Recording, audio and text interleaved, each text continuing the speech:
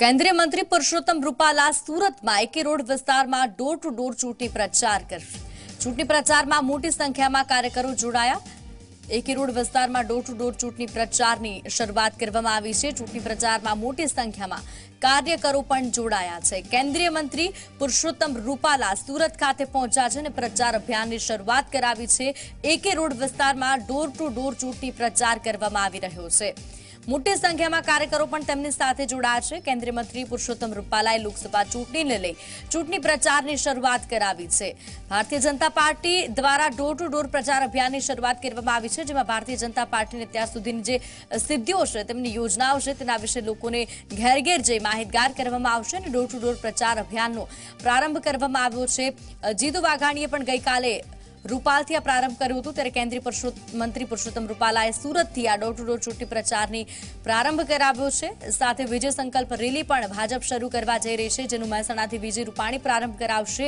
હાલ સુરતમાં કેન્દ્રીય મંત્રી પુરુષોત્તમ રૂપાલાએ શરૂઆત સુરતની જાહેરાત થઈ છે અને ક્યાંક ને ક્યાંક સૌરાષ્ટ્રના પ્રભુત્વવાળા સીટ હોવાના કારણે ત્યાંના કોઈ ઉમેદવારને ટિકિટ આપવાની ચર્ચા શું કહેશો બાબતે?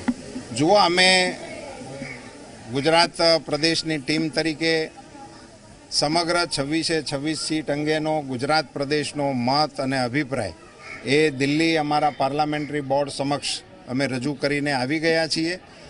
કેટલીક સીટોમાંથી અમારી કુલ 26 સીટોમાંથી 16 સીટોનું જાહેરાત થઈ ચૂકી છે। અમારા આદરણીય અધ્યક્ષજી પણ આ વખતે ગાંધીનગરની બેઠકથી અમિતભાઈ લડશે એવી જાહેરાત થઈ ચૂકી છે અને બાકીની 10 સીટોની જાહેરાત કરવાની બાકી છે।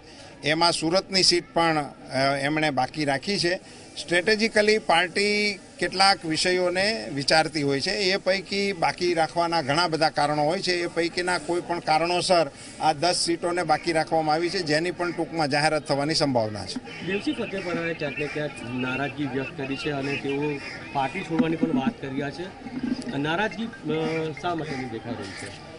એટલે બહુ સ્વાભાવિક છે કે ભાઈ એમને પસંદ ના કર્યા એટલે એમની નારાજગી હશે। મને એવું લાગે છે કે બીજા કોઈ કારણો ન હોય। મારો એક બહુ સ્પષ્ટ મત છે કે પાર્ટી દર વખતે 26 લોકોને પસંદ કરે છે।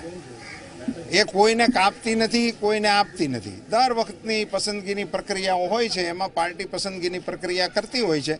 એમને પણ તક પાર્ટીએ આપેલી જ છે અને એમને પણ કામ કરવાનો અવસર તો પ્રાપ્ત થયો જ છે, પણ માનવ સહજ સ્વભાવ હોય છે કે ભાઈ આપણને ના ટિકિટ મળે તો સ્વાભાવિક છે કે મન દુઃખ થાય। અમે પ્રયાસો કરશું કે એમને પણ મનાવી અને પાર્ટીના પ્રવાહમાં સાથે રહે એવા પ્રયાસો અમે કરીશું।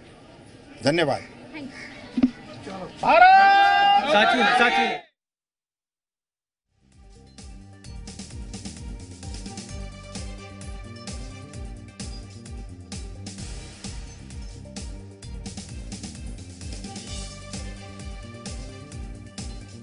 તો સાથે જ તેમણે દેવજી ફતેપુરાની નારાજગીને લઈને પણ વાત કરી અને કહ્યું કે સ્વાભાવિક છે કે ટિકિટ ન મળતા થોડું મન દુઃખ હોય, પરંતુ તેમને પણ મનાવી ફરીથી પાર્ટી સાથે કામ કરશે તેવો પણ તેમણે વિશ્વાસ વ્યક્ત કર્યો। અને ભારતીય જનતા પાર્ટીનો જે પ્રવાહ છે તે પ્રવાહમાં તમામ કાર્યકરો એક સાથે લોકસભા ચૂંટણીમાં 26 બેઠક પર વિજય મેળવવા માટે પ્રયાસ કરશે તેવું તેમણે જણાવ્યું। ચૂંટણી પ્રચારમાં મોટી સંખ્યામાં કાર્યકરો સાથે કેન્દ્રીય મંત્રી પુરુષોત્તમ રૂપાલા પણ જોડાશે, ત્યારે તેમણે બાકી રહેલી 10 બેઠકોને લઈને પણ કહ્યું છે કે ચૂંટણીની જે પ્રક્રિયા છે સિલેક્શનની, તેમાંથી પસાર થવા તમામ બાકીની બેઠક પર પણ શરૂ કરવામાં આવશે। સંવાદદાતા તેજસ મોદી સુરતથી જોડાયેલા છે। તેજસ, ચૂંટણી પ્રચાર એકે રોડ વિસ્તારમાં ડોર ટુ ડોર પ્રચાર અભિયાન ભારતીય જનતા પાર્ટીનું કેવા પ્રકારનો માહોલ જે હાલ તૈયાર થયો છે અને કેવા પ્રકારનું ભારતીય જનતા પાર્ટી પ્રચાર કરી રહી છે?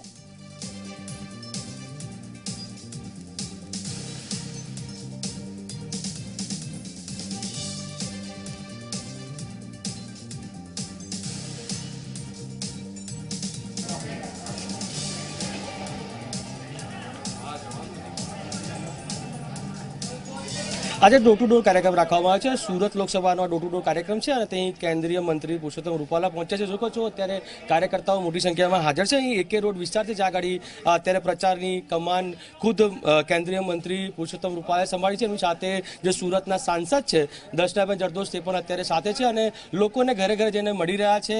પાર્ટીની વાત, સરકારની વાત લોકો સુધી પહોંચાડવાનો પ્રયાસ તેઓ કરી રહ્યા છે. સરકારે જે કામગીરી કરી છે, જે સિદ્ધિઓ છે સરકારની, તે સરકાર સુધી પહોંચાડવાનો પ્રયાસ કરી રહ્યા છે. રૂપા સાહેબ, આજે સુરતમાં પ્રચારમાં છો, કઈ કઈ વાત લોકો સુધી ખાસ પહોંચાડવાનો પ્રયાસ કરવામાં આવી રહ્યો છે? જો અમારે તો પાર્ટીની ચૂંટણીમાં નરેન્દ્રભાઈએ જ્યારથી કેન્દ્ર બિંદુમાં આવીને કમાન સંભાળી છે ત્યારથી પાર્ટીનો એક જ મુદ્દો રહ્યો છે કે વિકાસ, પરફોર્મન્સ અને એના આધાર ઉપર જનતાને મત માટેની અપીલ કરવાની. આ વખતે પણ 14માં જેમ અમે અપીલ કરતા હતા કે નરેન્દ્રભાઈને વડાપ્રધાન બનાવો, એના માટે લોકોની વચ્ચે અમે અપીલ કરી હતી. આ વખતે 5 વર્ષની કેન્દ્ર સરકારની વડાપ્રધાન તરીકે નરેન્દ્રભાઈની જે કામગીરી છે અને નરેન્દ્રભાઈએ દેશમાં એક નવું માહોલ સર્જવાનો જે પ્રયાસ કર્યો છે. આજે નાના નાના બાળકો એમના વડીલોને ભાઈ કચરો ના નખાય, ગાડીમાંથી કોથળી બારી ના ફેંકાય, માવાનું પડીકું રોડ ઉપર ના નખાય, એવું બાળકો એમના વડીલોને કહેતા થયા છે. આ દેશભરમાં જોવા મળે છે.